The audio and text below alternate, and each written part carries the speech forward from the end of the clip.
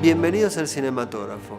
Esta semana vamos a hablar de Starlet, una película reciente proveniente del cine independiente estadounidense. Junto con ella es una película que sigue entre nosotros, que es Hannah Arendt, una película importante probablemente más por su tema que por la película en sí.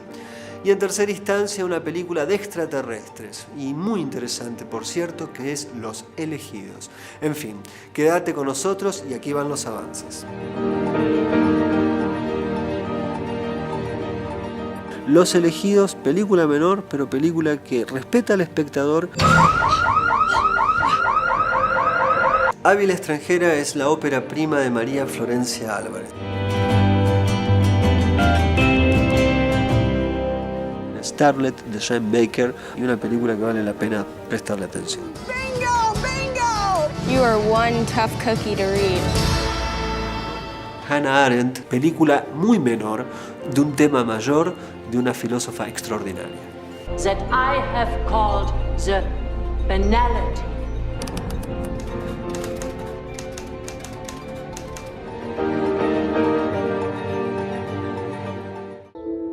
Hey, we got people coming over in 5. Get your butt home. An epic game of modern warfare. Yeah, that's what save buttons are for, pal.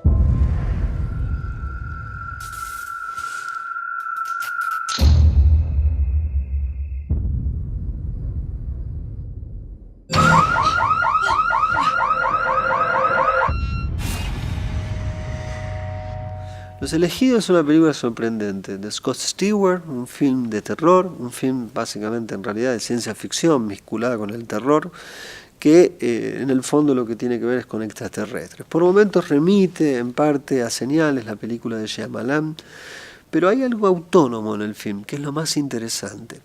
En principio es una familia, están de algún modo padeciendo algún tipo de crisis económica. Estados Unidos no es un país brillante, al menos la película lo sugiere. Es una película convencional en ese sentido. Empieza a haber algunos enrarecimientos en los encuadres, algunos planos cenitales, algunos planos en contrapicado, que eso va dando una atmósfera enrarecida. O sea que no solamente formalmente hay una situación de malestar, sino también desde el punto de vista de lo del propio relato. La familia vive, un día se levanta la madre, interpretada por Terry Russell, va a la mañana, un poco a la madrugada, y ve que la heladera ha sido abierta y toda la comida está tirada por el living. ¿Qué pasó? ¿Qué animal puede haber hecho eso? Ven, está todo cerrado, y probablemente no pasó nada.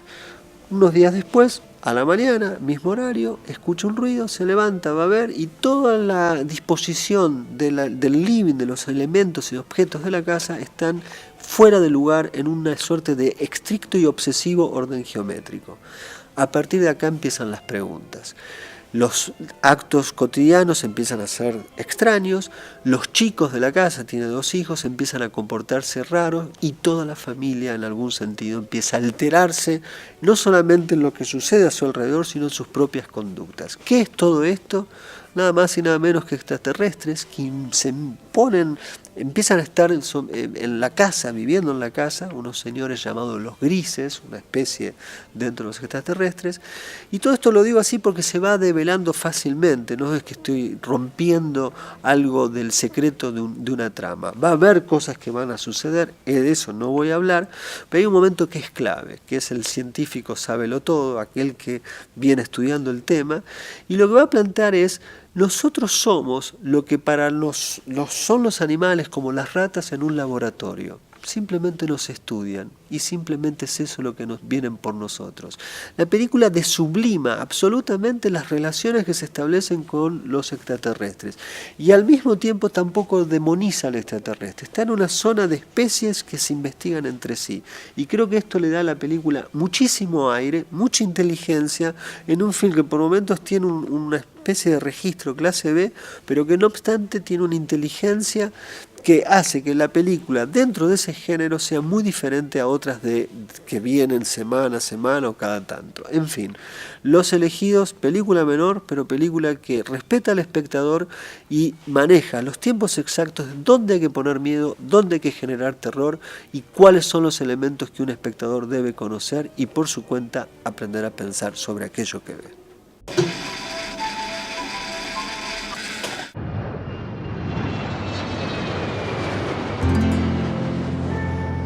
primer viaje sola? Sí. ¿Y el último? Abby la extranjera es la ópera prima de María Florencia Álvarez, una película que podría pasar por desapercibida cuando es una película por momentos notable y sin lugar a dudas una película muy valiosa sobre la identidad y la relación de ese concepto y de esa experiencia sobre la identidad en la adolescencia en particular o en el fin de la adolescencia, más para ser precisos.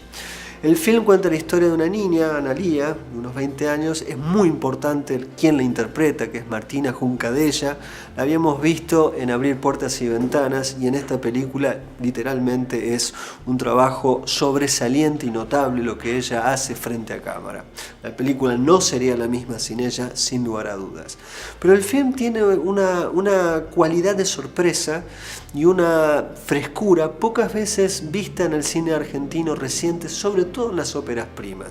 Una chica viene de algún lugar de nuestro país, se nota que es una provinciana, llega a Buenos Aires, tiene que hacer una entrega de unas artesanías y el lugar, o por error, no llega a ser del todo claro el por qué, termina en un lugar donde hay una reunión religiosa, hay una congregación religiosa musulmana.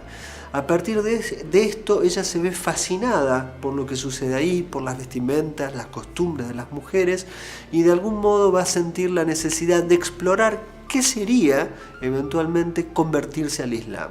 Es genial porque el Islam en nuestra cultura y en el cine en particular suele ser satanizado. La película en ese sentido es genial porque hace estrictamente lo opuesto, muestra una experiencia de vida, una experiencia religiosa que poco tiene que ver con turbantes y violencia, sino con una cierta delicadeza y una cierta manera de entender los vínculos que en la película resulta fascinante.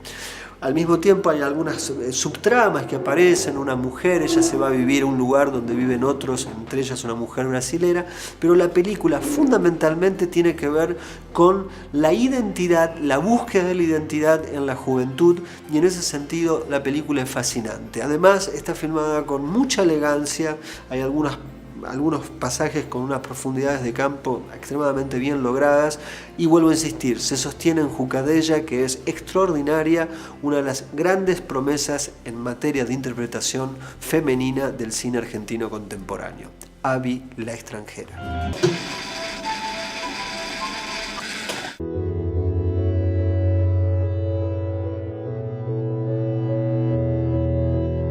Hey, how much is this one?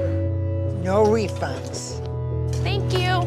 Say you found like a lot of money and you're pretty sure you know whose it is. And you're pretty sure that he or she has no idea that they ever had it. Starlet es en un principio parece una típica película de cine independiente estadounidense, dirigida por Jen Baker, con la nieta del escritor Ernest Hemingway, en este caso Drew Hemingway, y uno empieza a mirar y uno dice, esto ya lo vi. Sin embargo, a medida que va avanzando el relato, la película empieza a ser del orden de lo impredecible.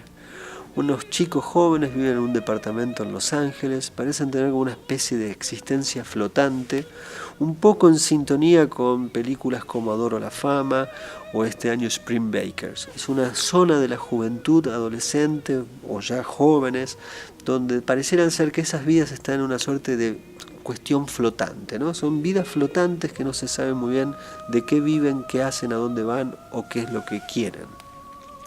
En determinado momento vamos a aprender una de las cosas que hacen para vivir, en ese caso es una de las sorpresas del film, no la voy a decir por eso,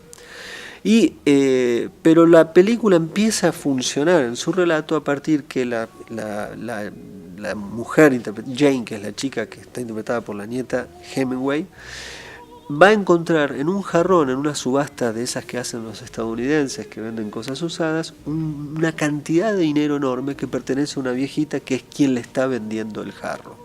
Esto la va a poner a ella en guardar por un lado el dinero, pero empezar una relación por momentos de amistad, va a ir ganándose la confianza y va a ser entonces una relación de amistad entre la viejita y esta chica joven que, vuelvo a insistir, vive una suerte de vida flotante. El dinero pareciera serle necesario, pero da la impresión de que tiene voluntad de quizás devolverle el propio dinero que la viejita ha olvidado o quizás nunca supo que estaba allí.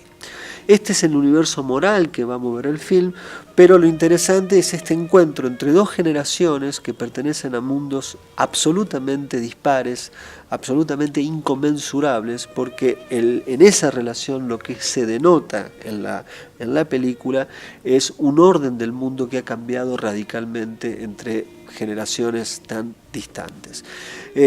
La película tiene momentos de un clima muy particular, hay un trabajo sobre cómo capturar la ciudad y cómo capturar las relaciones de los personajes con la ciudad y con los espacios naturales, y la película termina con un posible viaje en estos dos personajes que será o no posible que lo hagan.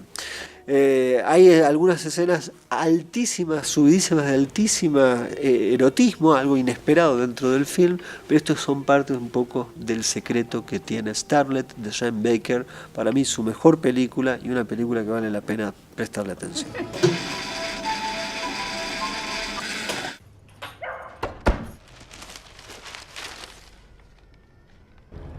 Hast du die Zeitung noch nicht gelesen? Seite für Seite. Die wollen ihn in Jerusalem vor Gericht stellen. Isn't it incredible that the Hannah Arendt is offering to report for us? She should be begging to write for the New Yorker. En los primeros meses de 1961, Hannah Arendt, la filósofa alemana, en ese entonces ya viviendo en los Estados Unidos, viaja a Jerusalén para seguir el proceso de Eichmann, que había sido de algún modo quien llevaba adelante en síntesis la solución final, es decir, era quien cronometraba y organizaba cómo los trenes llegaban a los campos de concentración. Había sido capturado en Argentina, de hecho, y es enviado a Jerusalén a ser juzgado. La filósofa es contratada por el New Yorker, escribe 6 artículos y de ahí sale el famoso libro sobre Eichmann, donde está la famosa tesis de la banalidad del mal. La película, diciendo lo que estoy diciendo, no puede ser menos que apasionante.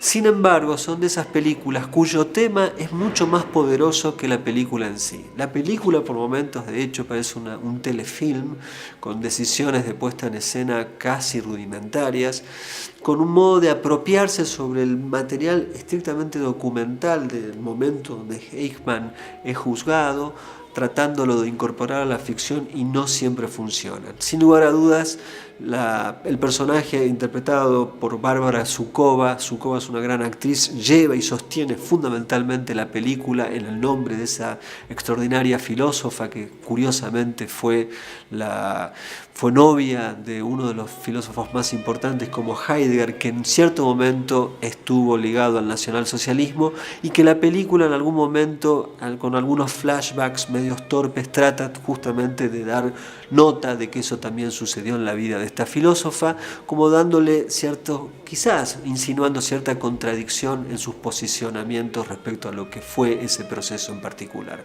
La película, si es fascinante, es porque las ideas de Hannah Arendt son fascinantes y, como todos los grandes filósofos, lo que nos dan a nosotros los mortales es 1 o 2 conceptos que nos permite reentender y revisar la experiencia humana.